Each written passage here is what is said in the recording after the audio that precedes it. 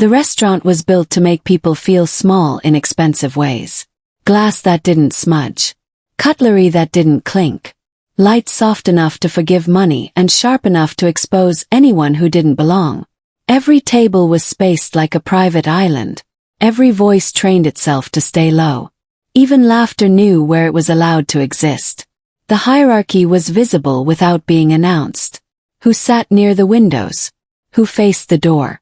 Who didn't look around because they were used to being watched? The waitress moved through it quietly. Not invisible but practiced. Tray balanced. Eyes lowered just enough to avoid invitation. She had learned how to walk without taking up space. How to apologize without words. How to exist without friction. Her uniform fit like a borrowed life. Clean. Neutral. Replaceable. The rich girl didn't like the way the glass was set down. She didn't like the temperature of the water. She didn't like the pause before the apology. Dislike for her had always been permission. She leaned back in her chair so others could see her face when she smiled. She raised her voice just enough to be heard by nearby tables. "Do you people train them to be slow?" she said, not looking at the waitress. "Or is that just her natural speed?" The words landed wrong. Not loud. Not violent. But designed. A few heads turned. A few smiles appeared. Someone lifted a phone without thinking too hard about why. The waitress froze for half a second too long. Long enough to be noticed. Long enough to be owned by the moment. "I'm sorry," she said. The words were automatic. They came from somewhere deep and rehearsed. The rich girl laughed. Not because it was funny. Because laughter filled silence faster than guilt. "You're sorry," she repeated, tasting it. "For what?" "Existing." That was when something shifted. Not in volume. In temperature. The room cooled by a degree. The kind of change people feel before they understand it. Few diners stopped chewing. A fork paused halfway to a mouth. Someone near the bar glanced up and then away, like instinct had flared and been quickly dismissed. The humiliation continued, because humiliation always does when it's allowed to breathe. The rich girl stood now. Standing made it performance. Standing meant she wanted witnesses. She gestured toward the waitress's uniform, the cheap fabric, the name tag. She spoke about standards. About service. About how some people should be grateful just to be indoors. Phones were no longer subtle. Screens reflected candlelight. A laugh rippled from a table that shouldn't have laughed. The manager took a step forward and then stopped, calculating risk the way men learn to do when money is present. The waitress said nothing. That was worse. Silence made people braver. Silence invited creativity. Someone suggested she smile. Someone else asked if she understood the language. The rich girl tilted her head and looked pleased with how easy it was. This was the moment the room stopped being neutral. It didn't announce itself. It didn't need to. Neutral spaces depend on agreement. On the illusion that nothing has sides. The illusion cracked quietly, like glass under pressure that hasn't shattered yet. At a table near the center, a man set his fork down. He didn't do it sharply. No sound.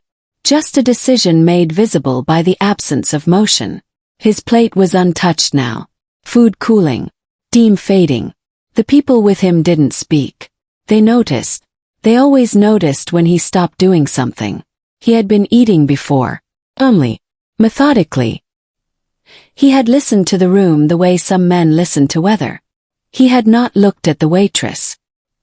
He had not looked at the rich girl. Not until the silence stretched a second too long. When he finally lifted his eyes, he didn't look angry. That came later if it came at all. What crossed his face first was focus. The kind that doesn't rush. The kind that narrows options without raising a voice. The rich girl was still talking. Still performing. Still certain the room belonged to her because it always had. She didn't see him stop eating. Not yet. She didn't see the way the men at his table shifted, subtle as breath changes. She didn't see the manager glance toward him and then immediately look away, as if eye contact itself carried risk. The waitress felt it before she understood it. The air pressed differently against her skin. The laughter thinned. The phones hesitated. Her instincts, sharpened by years of surviving other people's moods, told her something had entered the room that didn't care about money or embarrassment or witnesses. She didn't look at him. Looking felt dangerous. She kept her eyes on the floor and waited for the moment to end the way moments like this always did. With her leaving. With the rich girl victorious. With nothing changing except how small she felt afterward.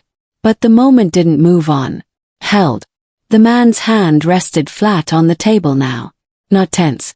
Just present. The gesture alone tightened the space around him. Conversations near his table faded without anyone being asked. A server froze mid-step. The rich girl finally noticed the silence. She turned, irritated, ready to reclaim attention. Her eyes met his. Just briefly. Her smile faltered. She didn't know why. She wouldn't have been able to explain it later. Only that something in his stillness felt like consequence. No one spoke. The waitress stood between them, unaware she had become the axis of something far larger than humiliation. Why does one man at the table stop eating? He didn't interrupt. That was the first mistake everyone else made. They expected power to announce itself, to correct the room, to draw a line. Instead, he remained still, watching the way a man watches a door he already owns. His eyes moved slowly. From the rich girl's posture, to the phones in people's hands, to the manager's hesitation, to the waitress's hands gripping the tray just tightly enough to leave faint marks in her skin. He noticed everything. And because he noticed everything, he said nothing. The rich girl mistook the silence for permission. Silence had always been permission in her world. It meant adults were afraid to confront her. It meant consequences were abstract things that happened to other people. She smiled wider, emboldened by the lack of correction, by the way no one stepped in. She turned her body slightly, making sure her profile was flattering for the cameras. You see, she said to no one in particular, this is why service needs standards. Few people nodded. A few laughed again, though it came out thinner this time. The manager cleared his throat and took a step forward. Then stopped. Not because the rich girl looked at him. Because the man at the center table shifted his gaze. It wasn't dramatic. It was surgical. The kind of look that didn't ask questions. It measured answers before they were spoken. The manager swallowed and stepped back. He didn't know why. He would later tell himself it was professionalism. Or timing. Or reading the room. The truth was simpler. He had recognized a gravity he did not want to test. At the table, one of the men beside the silent observer leaned in slightly. A whisper passed. No words anyone else could hear. Just breath and understanding. The silent man gave a barely perceptible nod. That was enough. A server approached the manager and murmured something urgently. The manager shook his head once. Firm. Final. Staff were not to intervene. Not now. Not here. Not unless instructed. The order passed quietly, efficiently. The way rules always travel in places where people are used to obeying without explanation. This was the irreversible change. The waitress felt it without being told. The room had decided something, and it wasn't in her favor. Or so she thought. The staff who usually hovered nearby had retreated. The comforting presence of institutional authority vanished. No manager stepping in. No colleague placing a hand on her arm. No polite suggestion to de-escalate. She was alone in the open now, exposed by the very silence that had once protected her. The rich girl noticed the retreat and laughed again, triumphant. See, she said, spreading her hands. Even they know better. She stepped closer to the waitress. Too close. Close enough that the waitress could smell expensive perfume layered over something sharper. The girl tilted her head, examining her like an object that had failed inspection. Do you even understand what I'm saying? The waitress finally lifted her eyes. Not to the girl. Past her. Toward the center of the room. Toward the man who had not spoken. Their eyes met for less than a second. That was all it took. Her breath caught. Not in fear. In recognition. A memory rose uninvited. Corridor. A different uniform. Different city. Men who didn't shout. Men who watched. Men whose silence meant outcomes, not opinions. She dropped her gaze immediately. Heart pounding in a way it hadn't since she'd promised herself she would never go near people like him again. The rich girl didn't notice the exchange. She was too busy enjoying herself. She mistook the waitress's lowered eyes for submission. For victory. Silence stretched again. Longer this time. Uncomfortable. The man at the table leaned back in his chair. The movement was small, but it changed the geometry of the room. The people nearest him shifted instinctively, creating space without realizing why. He still didn't speak. Silence wasn't restraint. It was assessment. He was counting reactions. Who laughed? Who filmed? Who looked away? Who froze? Who enjoyed the cruelty? Who merely allowed it? He catalogued faces the way some men catalog debts. The rich girl, unaware she was being measured, took another step forward. She reached out as if to touch the waitress's name tag, her fingers hovering just short of contact. "What's your name again?" The waitress flinched. The tray wobbled slightly. A glass chimed against another. The sound was small, but it cut through the room like a signal. The man's eyes sharpened. One of the men at his table straightened. Another subtly adjusted his jacket. Somewhere near the door, security shifted positions without being told to. The rich girl finally felt it. The atmosphere pressing back. The attention she hadn't intended to summon. She glanced around, confused, irritation flickering across her face. "What?" she snapped. "Why is everyone staring?" No one answered. The waitress stood very still. Her pulse thundered in her ears. She knew him. Not personally. Not intimately. But enough. Enough to understand that nothing about this silence was accidental. Enough to know that whatever came next would not be loud. And that made it worse. Why does the waitress recognize him? She doesn't cry. People expect her to. They always do. Tears make humiliation easier to digest. Tears let the room absolve itself. Tears turn cruelty into a moment instead of a pattern. She learned long ago not to give people that comfort. Crying invites explanation. And explanation invites control. From her side of the tray, the restaurant feels different. Louder. Closer. Every laugh carries weight. Every pause feels deliberate. She keeps her shoulders straight, hands steady. Eyes lowered just enough to avoid challenge but not enough to look weak. She has practiced this posture for years. Kept her fed. It kept her unnoticed. Kept her alive. She has endured worse than humiliation.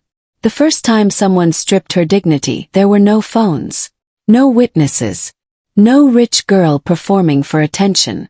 There was just a room that locked from the outside and men who spoke softly while deciding things that would never be reversed. She learned then that cruelty doesn't always raise its voice. Sometimes it sits back and waits. Sometimes it watches. That is why her pulse spiked when their eyes met. The man at the center table carries the same stillness. The same careful restraint. He doesn't react because he doesn't need to. People like him don't escalate situations. They conclude them. She knows the type because she once worked for a place where men like him came and went without ever being announced. Where favors were traded in silence. Where consequences arrived days later, detached from the moment that earned them. She had left that life carefully, quietly. He changed cities, changed her name. Took work where no one asked questions and the worst thing that could happen was a customer yelling. She told herself this was safety. She told herself this was small. Now the past is sitting 20 feet away, eating slowly. The rich girl keeps talking, mocking, prodding, waiting for the waitress to break. The words slide off her, not because they don't hurt, but because she's learned how to place pain somewhere it can't be seen. She focuses on her breathing. In through the nose, out through the mouth, slow enough that no one notices. Fear had already taught her how this ends. If she leaves now, the narrative gets written without her.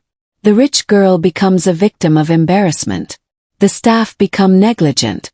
The story becomes messy. People like him don't enjoy messy. They enjoy clarity. She understands that clarity sometimes requires a witness. So she doesn't step back. That is the irreversible change.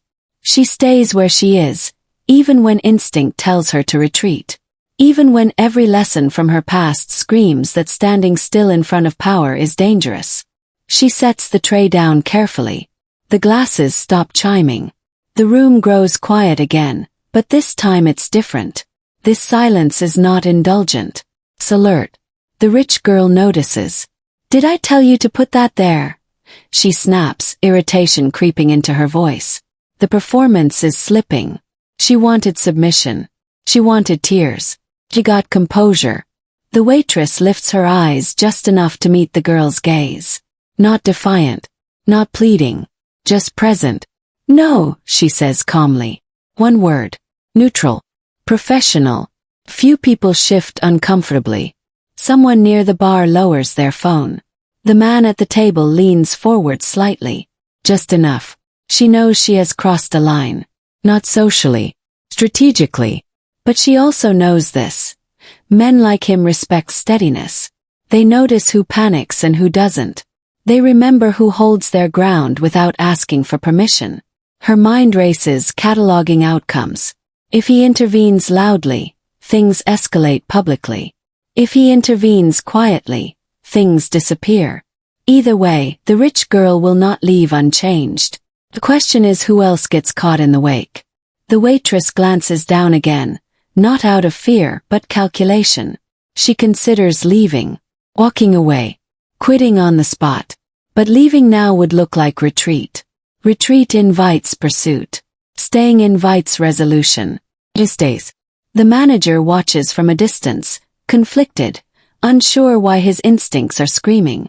The staff remain frozen under an order they don't understand. The rich girl falters, sensing something has shifted but unable to name it. The man at the table finally moves his hand. Not to signal. Not to interrupt. Just to rest it flat against the table's edge. The gesture is subtle. It means something only to the people trained to see it. The waitress sees it. That is what no one else in the room understands. She knows what that movement precedes. She has seen it before. She has cleaned up after it. She has watched men apologize weeks later without knowing why. She doesn't cry because tears would change the outcome. And she doesn't leave because she already knows what comes next. What does she know about him that others don't? He doesn't raise his voice. That's how she knows it's serious. The man at the center table finally speaks, but not to the girl who has been performing cruelty like a sport. He turns his head slightly and addresses the manager instead. The tone is calm, almost courteous. The words are few, precise.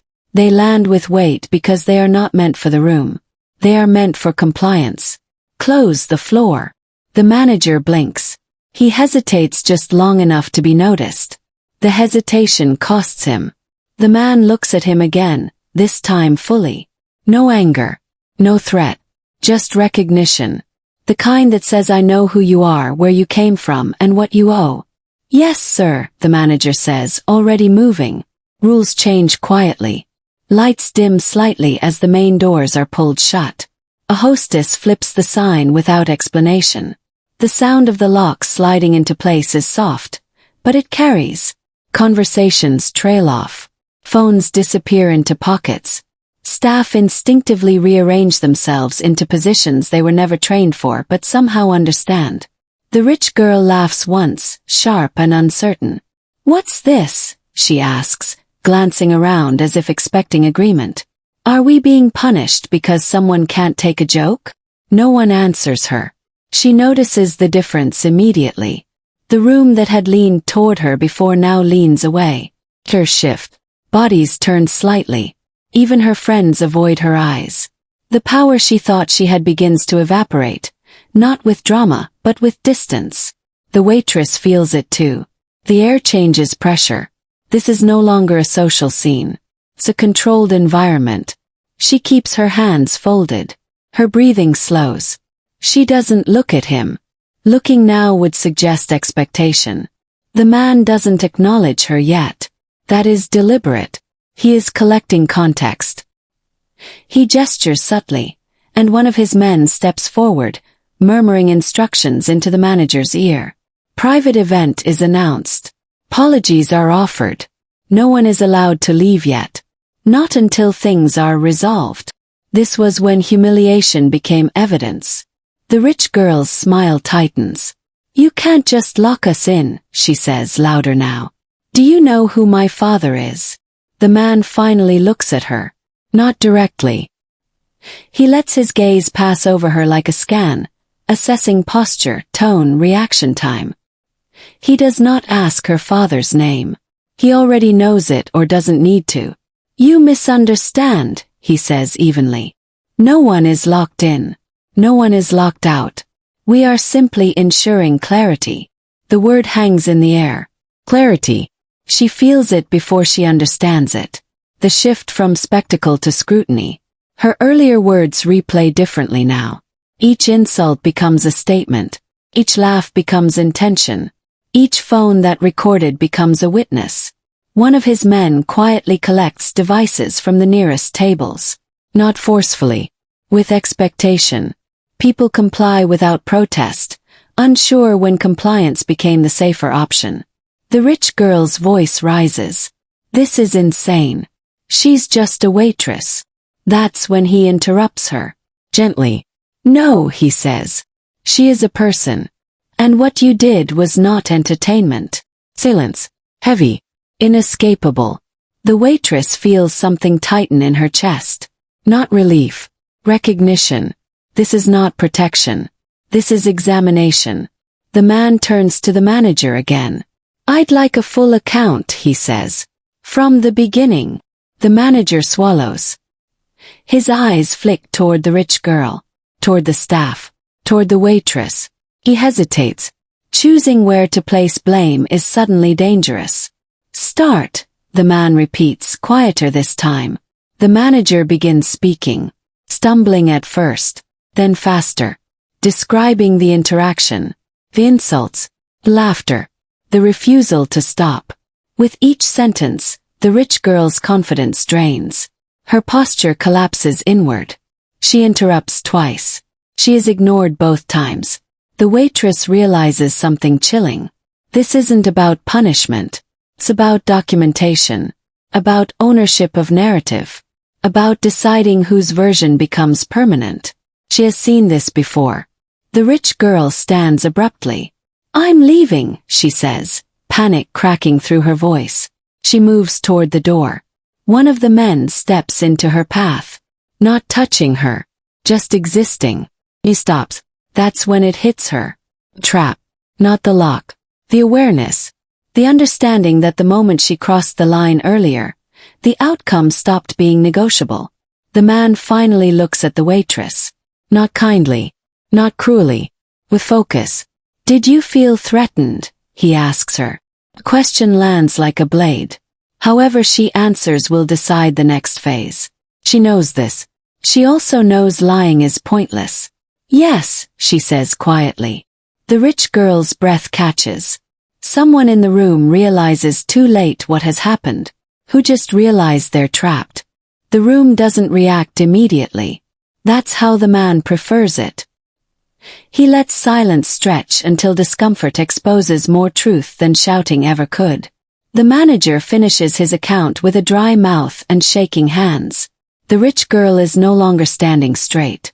Her shoulders curl inward, instinctively protective, as if her body understands something her mind is still refusing. The boss doesn't look at her yet. He looks at his phone. Not to check messages. To confirm something he already suspects. Name. One connection. One memory dragged up from years ago and placed gently on the table between them. He exhales through his nose, almost amused. So that's what this was.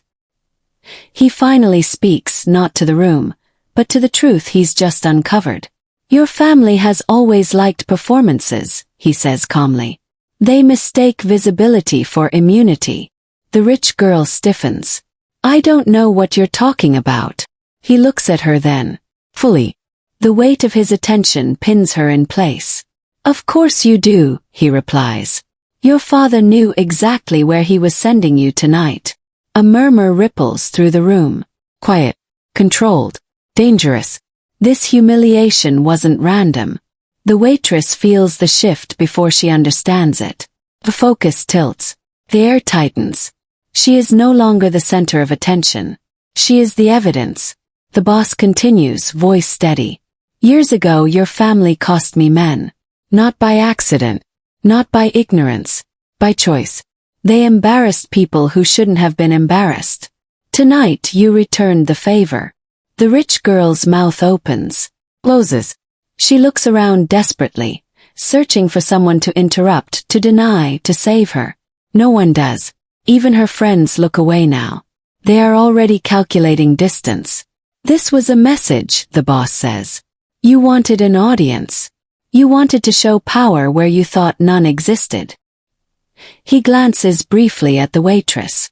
Just long enough for her to understand the implication. This was no longer about a waitress. Her stomach knots. She feels cold spread under her skin. She didn't choose this role. But she has been placed inside it. One of the boss's men steps forward and murmurs something into his ear. Confirmation. Enough to remove doubt. The rich girl's voice breaks. I didn't know, she says quickly. I swear. I was told to make a scene. I didn't know why. That confession lands heavier than defiance ever could. The boss tilts his head slightly. You made a choice, he replies. You just didn't understand the cost. He turns to the waitress again. Did you know who she was? The question is quiet. Dangerous. The waitress shakes her head. No. Did you know who I was? She hesitates. Just a fraction. Enough to be honest without being reckless. I recognized you, she says. That answer matters.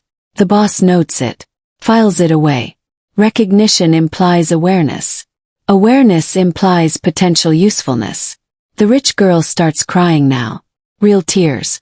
Fear has finally found its way past arrogance. Please, she says. I'll apologize. I'll do anything. The boss doesn't respond immediately. He stands, slowly, commanding the room without effort.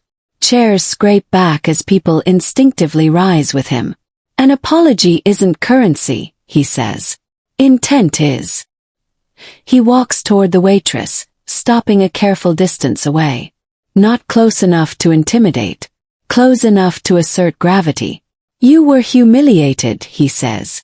Publicly. Deliberately. That makes you part of this whether you want to be or not. Her throat tightens. I don't want to be, she says. I know, he replies. And for the first time there is something like regret in his eyes. But that doesn't change what happened. He turns back to the rich girl. You wanted to remind my world that you could still touch it. That you could still embarrass me through proxies. She shakes her head frantically. I didn't know it was you. That, he says softly, was your mistake. The room feels smaller now. Walls closing in. No exits that matter. The boss makes a decision. It's visible in the way his posture settles. In the way the room braces. This insult was intentional, he says. Which means the response must be deliberate. He looks at the waitress one last time. Measuring. Calculating. Not her worth. Her risk. Is she leverage? Or witness? They don't ask her if she wants to leave. They tell her it's happening. The manager avoids her eyes as two men in dark suits step close enough that the heat of their bodies replaces the air around her. One reaches for her elbow, not roughly, not gently either. Professional. Final. For your protection, someone says. The phrase lands wrong. Heavy. Like a door locking from the outside.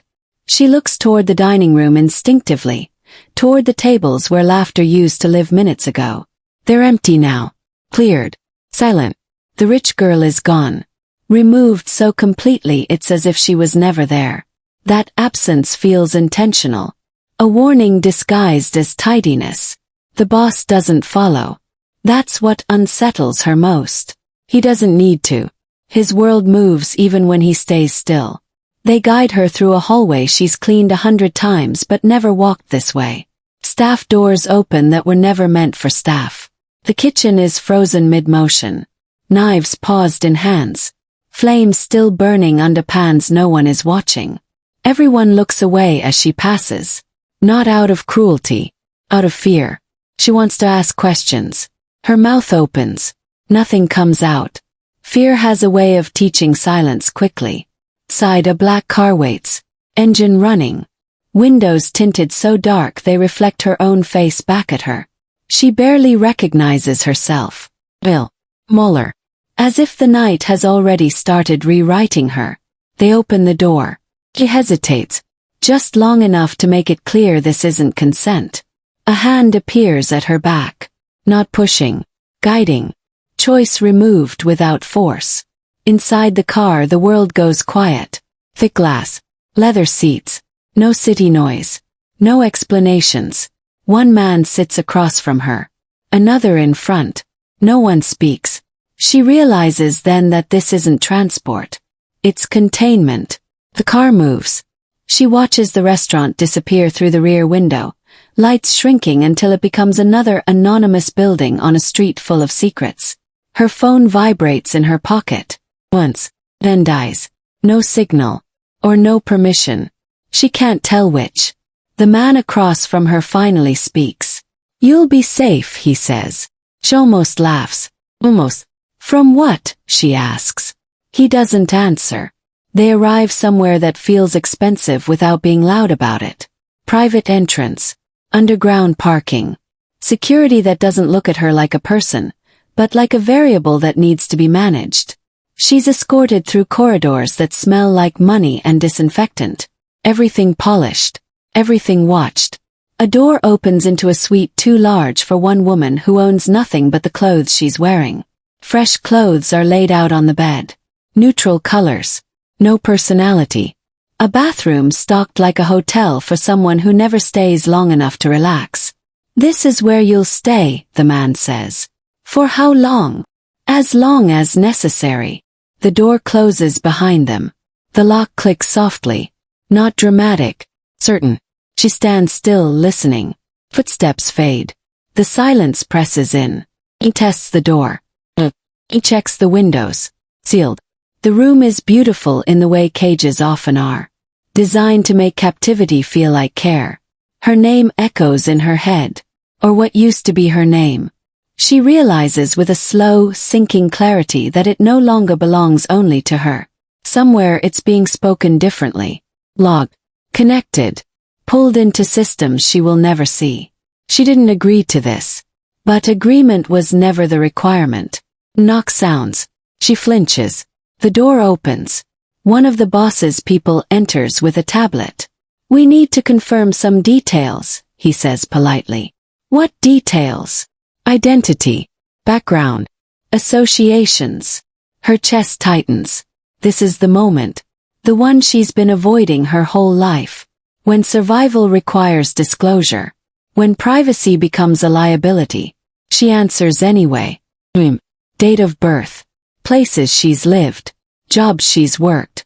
Each word feels like a thread being pulled from her and woven into something else. Something larger.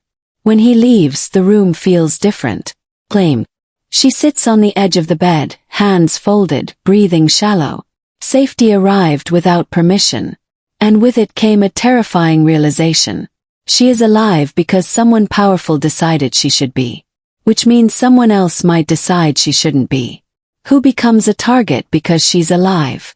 The news doesn't break loudly. Leaks. By morning, names stop answering calls. Accounts freeze without explanation.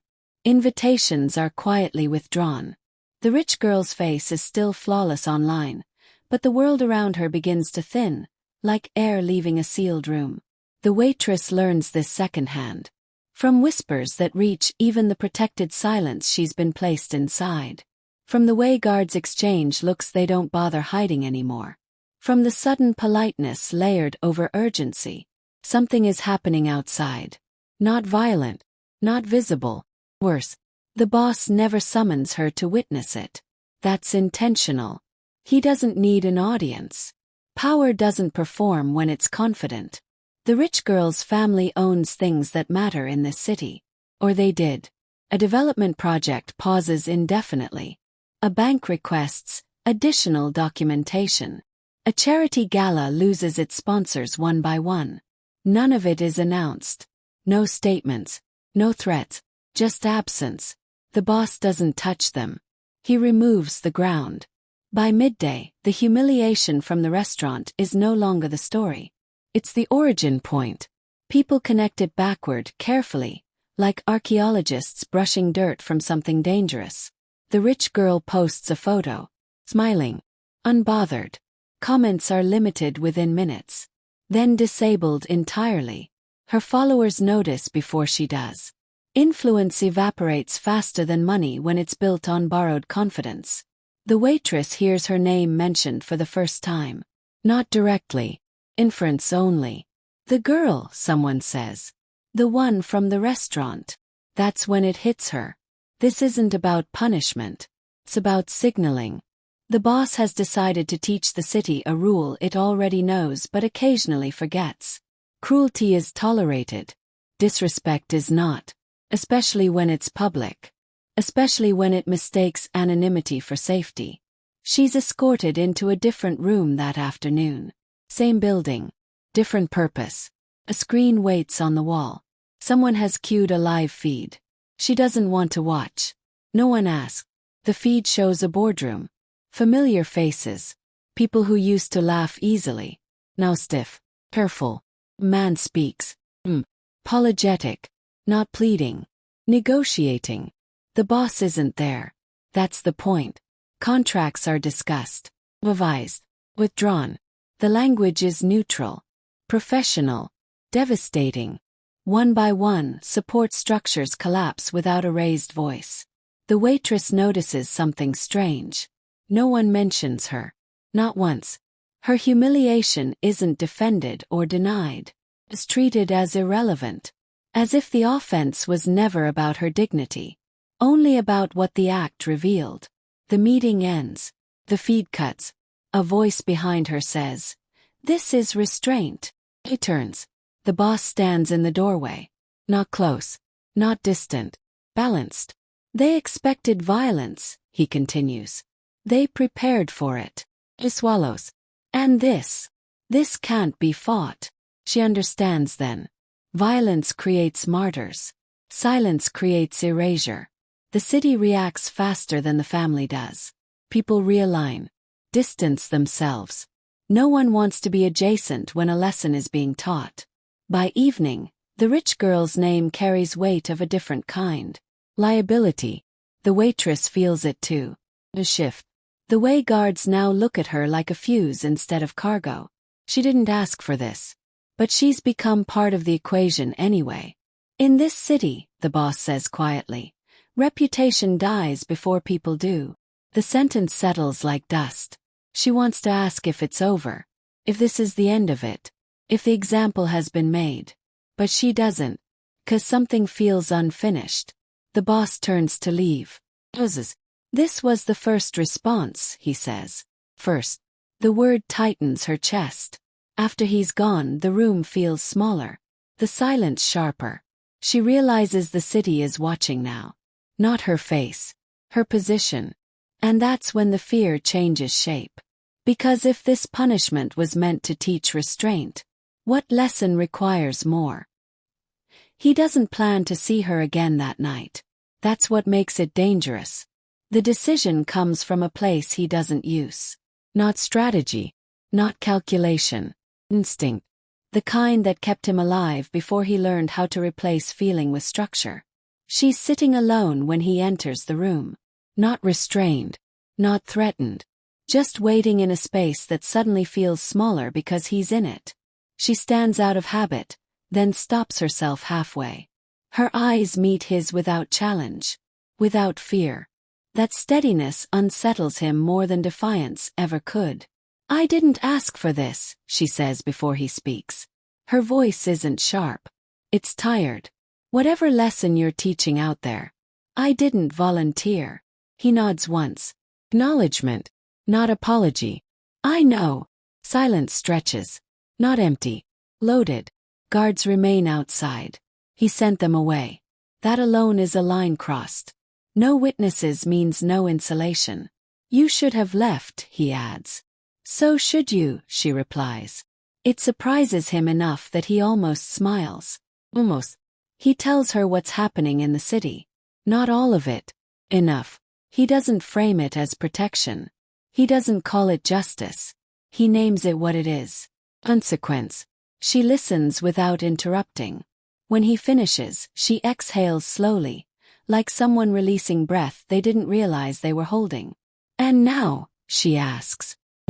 That's the word that traps him. 'Cause now implies choice. And choices are dangerous when made in public. You'll stay where you are, he says. Until this settles. And when it doesn't, he doesn't answer immediately. That hesitation costs him more than she knows. He should leave it there. Delegate. Distance himself. Let systems do what systems are designed to do. Instead, he hears himself say, I'll make sure you're safe. The words land heavier than a threat. Her expression changes. Not relief. Recognition.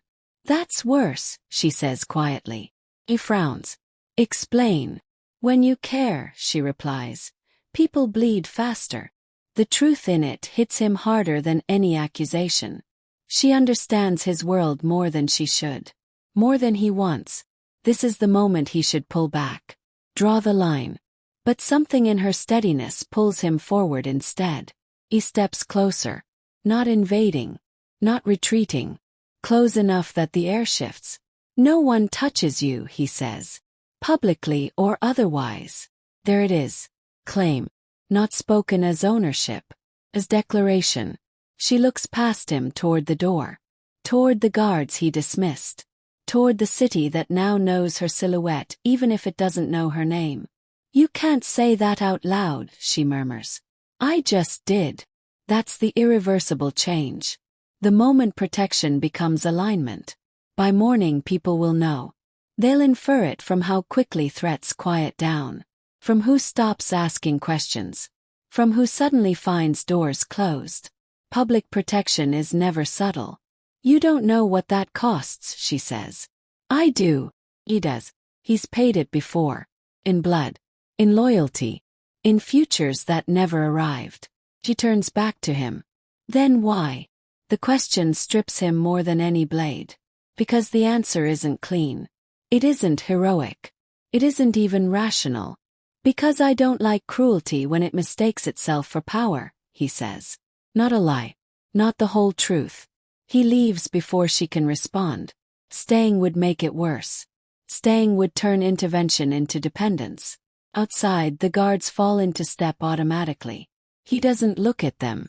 He doesn't need to. They already understand what just happened. By the time he reaches his car, the city has begun to adjust. Messages wait. Quests. Warnings disguised as courtesy. He ignores them all. Because one truth has settled in his chest. Heavy and undeniable. Protection becomes dangerous when it's personal. And he's just made it public. It doesn't happen where he can see it. That's how he knows it's retaliation. Not loud. Not theatrical. Clean enough to be mistaken for coincidence. The report reaches him through a channel he hasn't used in years. An old contact. One sentence. No names. No emotion. Just outcome. Man is dead.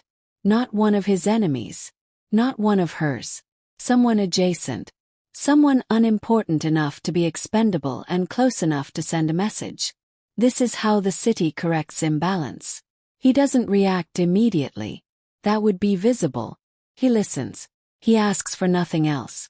When the call ends, he remains still longer than necessary, aware that stillness itself is now a luxury. Mercy always invoices later. The woman doesn't know yet. She's still sleeping when the first consequences ripple outward. Still believing briefly that the worst part is over. He lets that illusion last another hour. That too is a cost. By the time she's told, the narrative has already begun to form outside the walls. Whispers of disrespect answered quietly. Accounts frozen. Contracts reconsidered. None of it looks like violence. That's the danger. She notices the shift before he says anything. She always does. The air feels different. The guards are tighter, quieter. One face she recognizes is gone. Replaced. Someone died, she says. Not asking. He doesn't deny it. Denial would insult her intelligence. Because of me. The question lands between them like a blade laid flat on a table. Not swung. Presented.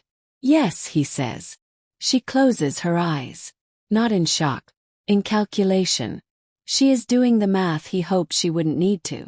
I didn't ask for protection, she says again. The words are steadier than her breath. I know. That doesn't bring him back. No. This is where lies would be easier. This is where men like him usually reframe. He doesn't. He's tired of the shape of lies. They wanted me to choose, he continues. Between retreat and escalation. Mercy was neither. So they corrected it. She opens her eyes. They're darker now. Not afraid. Changed. So someone else paid, she says. Yes.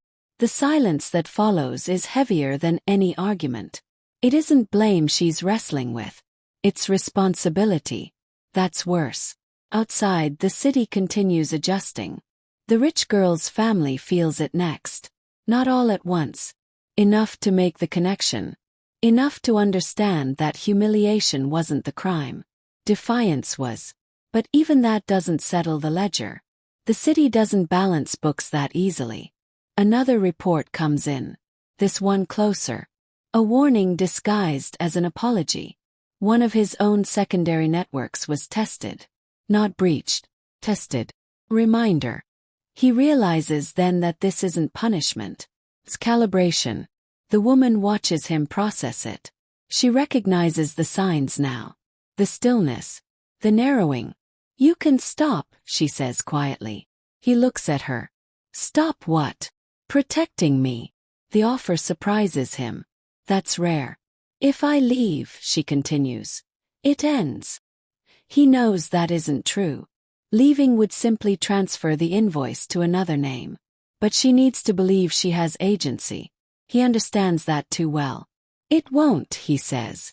They've already counted you. And if I stay? The answer costs him more than the blood already spilled. Then they'll keep charging, he says. She nods slowly. Acceptance settling where innocence used to live. That's the real moral collapse. Not the violence. The normalization of it. He feels something tear deep and quiet.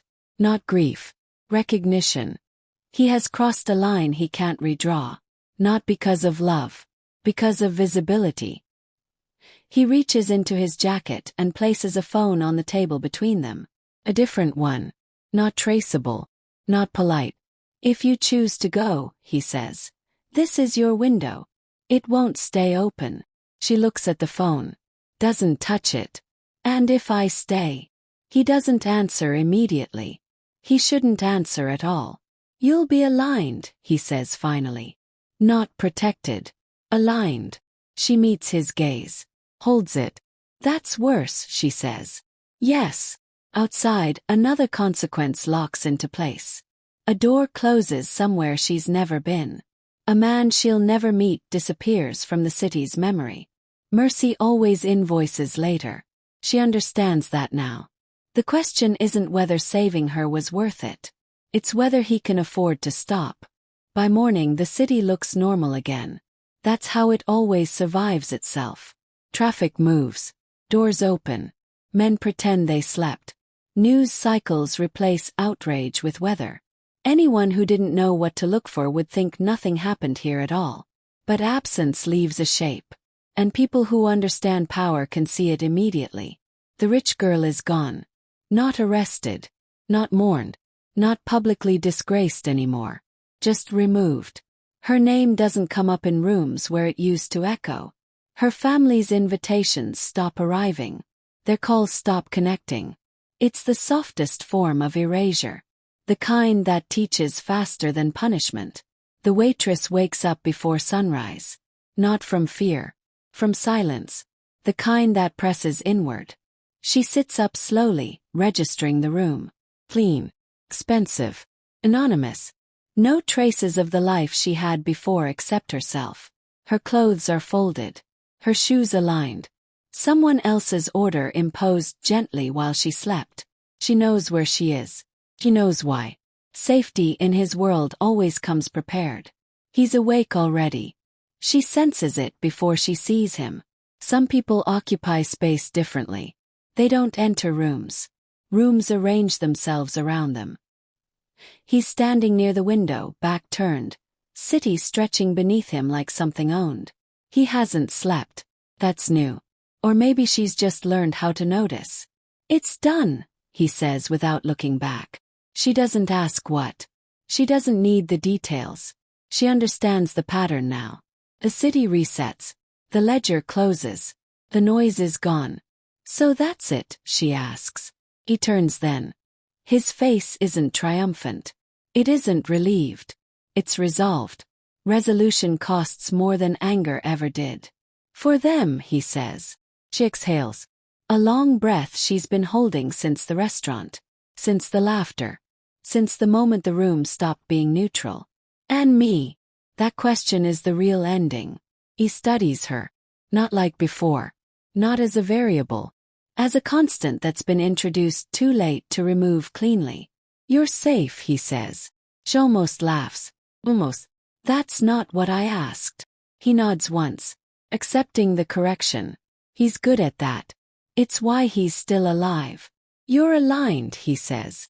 Which means there's no outside anymore. She feels it settle in her chest. Not panic. Finality. Alignment. It's worse than captivity. Captivity implies an exit. Alignment implies permanence. She walks closer. Not toward him. Toward the space between them. That's where the truth lives now. You decided, she says quietly. Yes. When? He doesn't answer immediately. That matters. When mercy was answered, he says finally. He nods. That tracks. The city had demanded a response. He gave one. But he also chose something else. What did you erase? She asks. His gaze sharpens. Not defensive. Careful. The last boundary, he says. She understands instantly. That scares her more than if she hadn't. No more separation. No more plausible deniability. No more way for her to be uninvolved. Whatever happens next happens to both of them. She moves to the window beside him. Looks out at the waking city. People who will never know how close they came to becoming collateral. I thought humiliation was the worst thing that could happen, she says. He says nothing. She continues anyway. I thought being laughed at was the bottom. Her reflection stares back at her. Straighter now. Quieter. I was wrong. He watches her reflection instead of her face. He knows this moment isn't about him. Being noticed was, she finishes. Silence settles. Not the dangerous kind. The heavy one. The kind that comes after everything loud has already been decided. The city hums beneath them. Reset. Functional. Hungry for the next imbalance. She doesn't say thank you. He doesn't expect it. Gratitude implies choice. They stand there as morning takes hold. Two people linked by an event neither can undo. She didn't win. He didn't lose. But something irreversible has taken place. Silence returned, heavier than fear.